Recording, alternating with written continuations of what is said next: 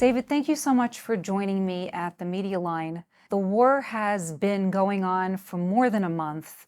There were different sides to the war. There's the troops and the Air Force. Everyone talks about the land, the sea, the sky, everything. And yet, there's also the digital war, a war that is fought in parallel with what's happening on the ground. Here at the ministry, you are heading this platform. Can you share with me, what does that mean? What we are doing here at the department or division, which deals with the online battle, we're trying to shape the narrative. Because the battle today is not only on the ground in Gaza, it's also the battle for the narrative in which the international community should understand what is going on in Israel, what's going on in Gaza, what happened during October 7th. And this is what we are doing here. In the foreign ministry, the division which deals with the digital diplomacy, we are on the one hand active, and I'll explain to you later on which platforms, in different languages, in 6 different languages, in English, in Arabic, in Persian, in Russian, in Spanish, and in Hebrew. But at the same time, we are coordinating the entire activity of our embassies abroad. We're talking about more than 100 missions which are adapting the message to the local audiences. How do you choose languages? You mentioned 6, and there were other areas, whether it's Italy or it's France. At the end, we all work in a certain budgetarian restraint. So Arabic is very important because of the region, first. Second, because of the Abraham Accords and the importance that we are giving to the Arab audiences, first. Second, Spanish. We're speaking about more than 30 countries around the world, especially in Latin America. And we're talking about countries which usually do not consume news in other languages. English, it's obvious. We intend to start also French and German soon. We were supposed to start before the war, but but unfortunately the war started. But I hope it's something that will happen soon. And of course, Persian is important. And I know from what I can share with you is that it's 2 things. First, that the Iranian regime is following very carefully our platforms in Persian, first. And second, in the last year, since the riots started, our platforms are also kind of a voice for the people of Iran. We see that there is a big support for Israel among the people of Iran. And in recent polls, which we ran a few months ago, we saw that around 80% of the population have a positive sentiment towards Israel. So overall, these are the languages in which we are active. David, let's look at the other side. The Palestinians, too, are looking at digital media. And what are the challenges that you have? I can say that we have 2 main challenges when we are speaking about Israel and the Palestinians. First, numbers.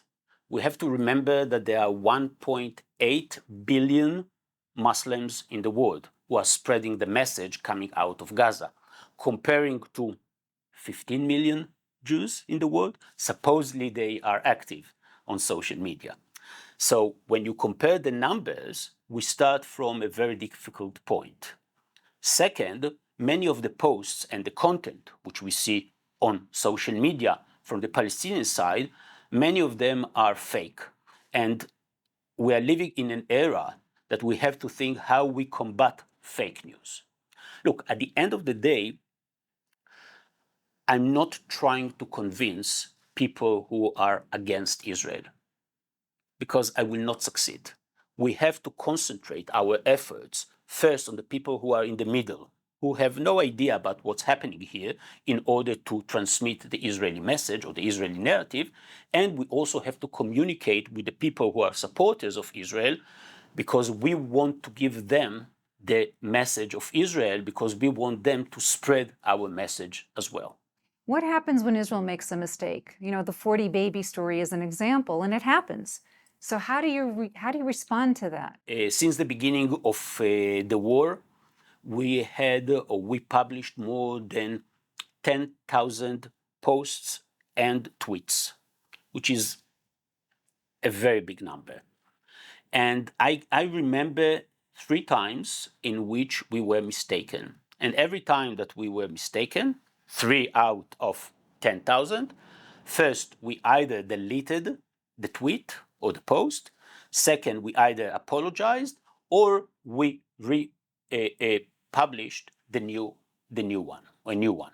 So we, as a government, the Israeli government, one of our core elements is to provide the public with accurate facts. Sometimes we also make mistakes, but remember, it's 3 out of 10,000. On the other hand, on the other side, on the Palestinian side, it doesn't go this way.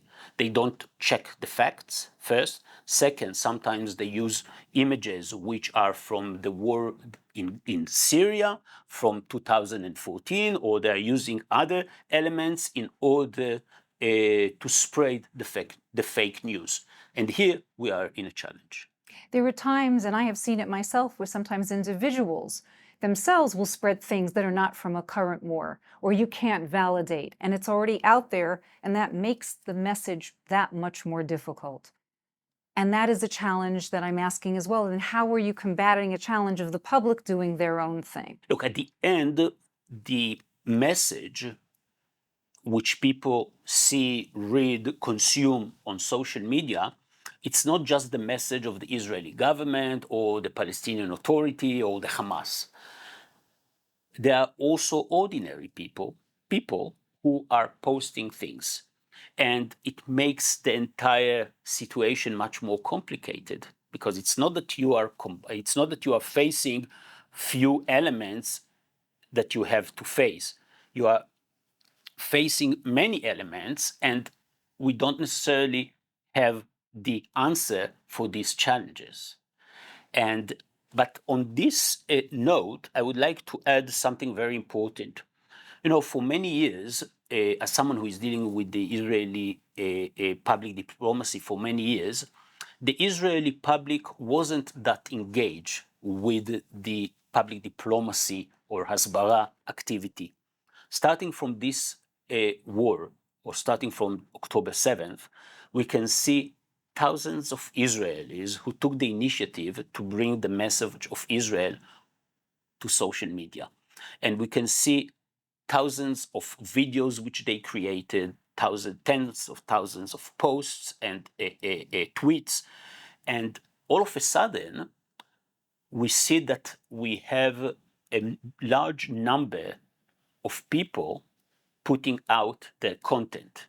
And this is something which really helps. And it helps not only among the Israelis. Every person who is on social media, he has also followers and friends from abroad.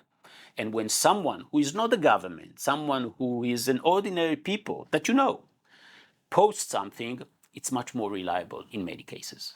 TikTok has about 1 billion people that are siding with Hamas, and maybe at least the Palestinians, maybe not completely Hamas, to the 200 million that it might be siding with Israel, whether it's Jews, which is a very small number, and pro-Israel Christians and others. Correct. Okay, so here my question is, in looking at numbers, how do you measure success in such a sea of information? When you talk social media, the figures speak for themselves. For example, if we're talking about impressions, if we are talking about retweets, if we are talking about views, and so on and so forth. But it's not only that. We also have to see who are the people who are retweeting and echoing your message. And something that I can say, starting from October 7th, we see many more voices in the West, in the international community, in Great Britain, in the United States, in Germany, and many other places who are echoing our messages. And, when I post something on our platforms, people might say, okay, it's the Israeli government. What can you expect? It's the message of the Israeli government.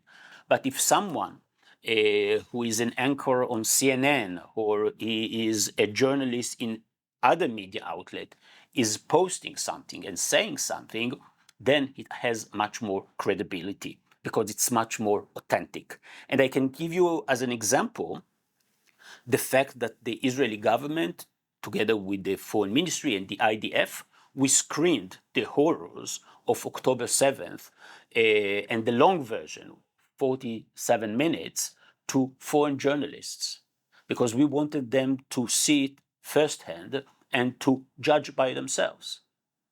And the posts which they posted afterwards on social media with their experience, with what they passed through, with their feelings, I think it's much more authentic than any other tweet or post which we as a foreign ministry are posting.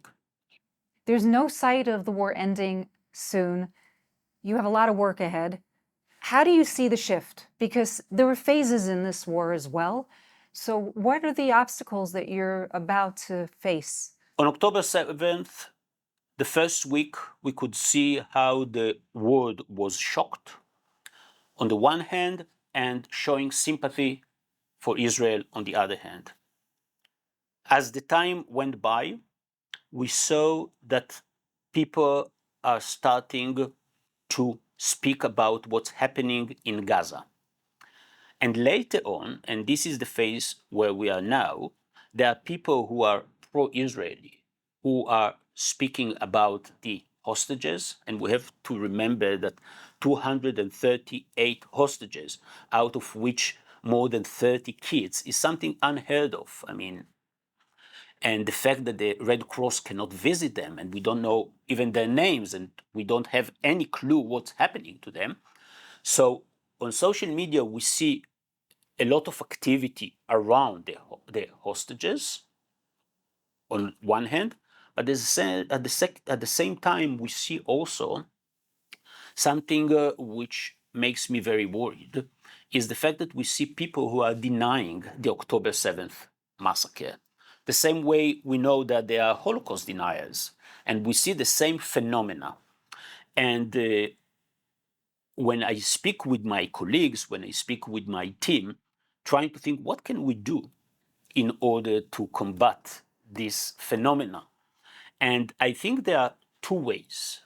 First, the platforms, either it's X, former Twitter, either it's Facebook, either it's Instagram, either it's TikTok, they should act because there is no difference between a Holocaust denier and the massacre, the 7th of October massacre denier. It's the same thing.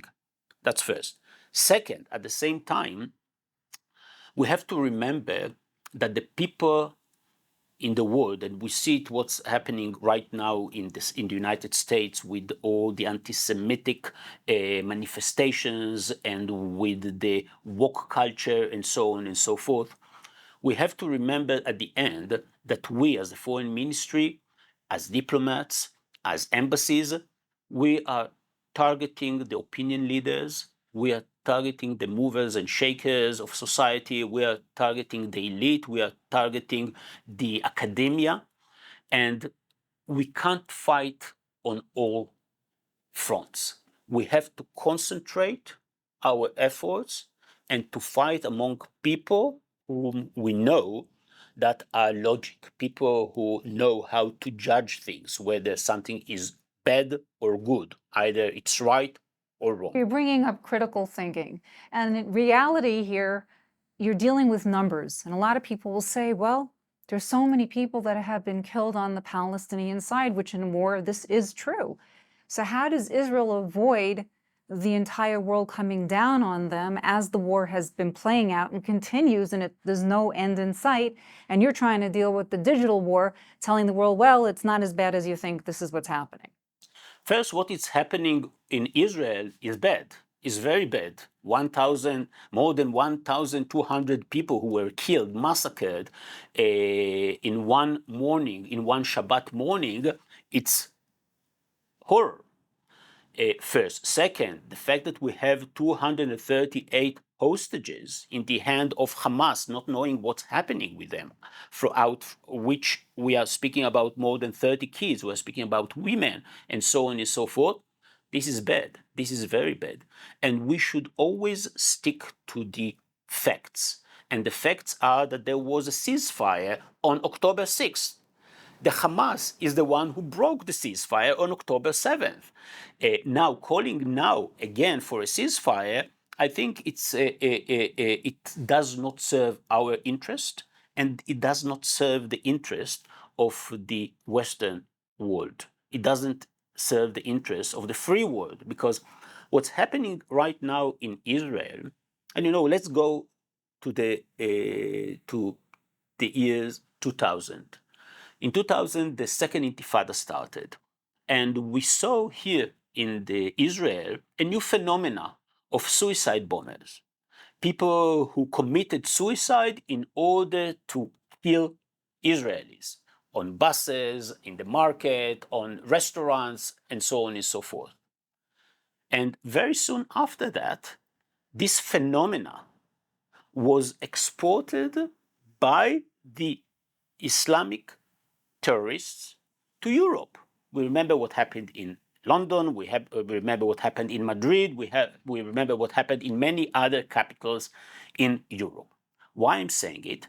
Because the brutality which we saw here in Israel on October 7th by Hamas, if we are not going to deal with it, sooner or later, unfortunately, sadly, sooner or later, it might happen also in other places in the world. And I think it's the interest of Europe, it's the interest of the United States to see that this phenomena will not happen elsewhere.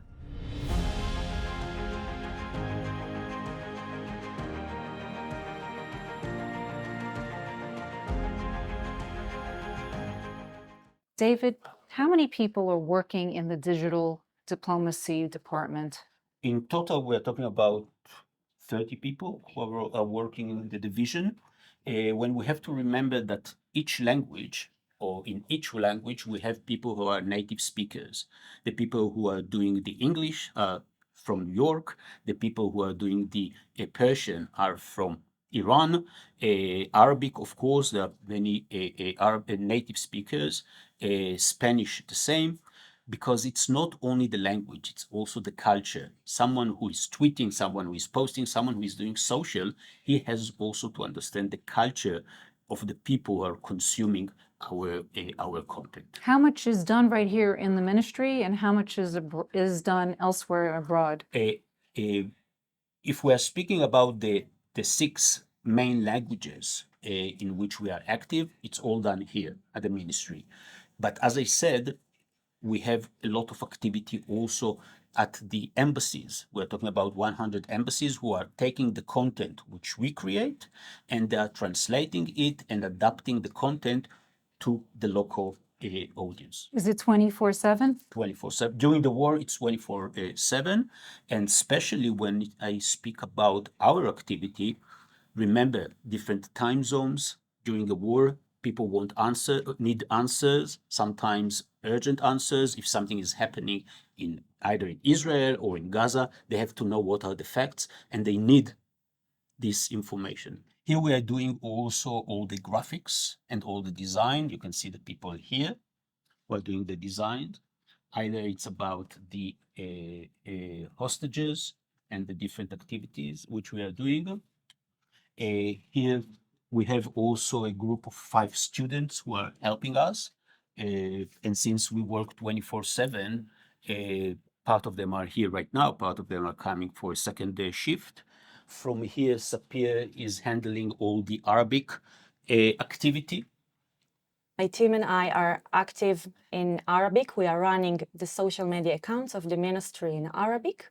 Since the beginning of the war, we are working around the clock, 24/7, with tens of posts and tweets each day. This is an account that called October 7. This is an army of volunteers that prepare content to share about what happened in Israel. For us and for the Arab community, the Houthis, Hezbollah, and Hamas are proxies of Iran with the goal of destroying and destabilizing security in the Middle East. You can see here the Gaza Strip, and this is a Palestinian boy that wants something to eat, and the terrorists say to him, go to the United Nations and ask for them something to eat.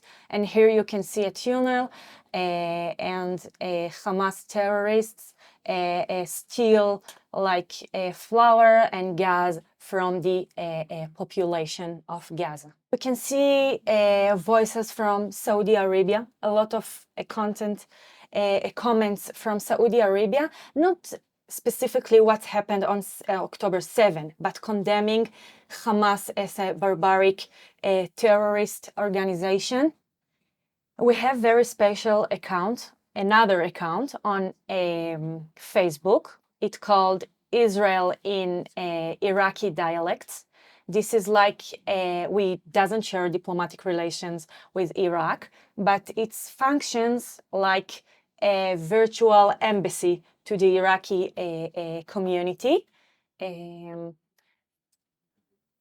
So you can see 100% of Iraqi followers from Iraq and abroad. And most of the comments are positive in Iraq, although it doesn't share diplomatic relations. Incidents happen and news is instantaneous. So all of a sudden, if you find yourself with an attack where Israel's blamed for mass casualties and you're trying to get information out on what might have really happened, what really happens at that moment? In order to know exactly what's happening in Gaza, the IDF is the reliable source for us. So we don't go online and we don't post anything unless we got the confirmation from the IDF. They are on the ground, the IDF spokesperson, they know exactly what's happening. And sometimes, and this might be a challenge, sometimes we are waiting for half an hour, 1 hour, in order to make sure what happened. And we are not coming with our message. And on the other side, they are coming with the lies and with the fake news. But at the end, it's our credibility. And here it's Yaki, who is in charge of all the production. In the recent war, as I told you, there are many private initiatives in which they started to produce especially videos. And we here at the ministry, under the control of Yaki, we produce more than 200 videos, which we posted online. What are you dealing with right now? What is there? Look over there, for example. Yahya Sinwar, the military leader of Hamas. We're looking into doing some research about him and producing some footage and videos about the one who's leading all this terrorist organization. There are many facts that people around the world they don't know. They don't understand that here we are talking about a murderer who is a psychopath. And many people, especially we spoke before about the woke culture in the United States. Many people think that he is a freedom fighter. No, he's not a freedom fighter. He's a murderer who is responsible for murdering more than 1,200 people, among them babies, among them women, among them kids. And he's the one who is the person who mastermind the entire attack. So people should understand with whom we are dealing.